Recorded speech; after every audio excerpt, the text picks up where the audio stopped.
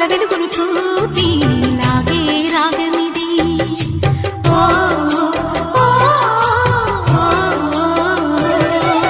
నీలో మమతల మధుని చూసి నాలో తరగని తహతహ దూకి నీకై తరగల పరుగులు తీసి చేరే వేగమిది.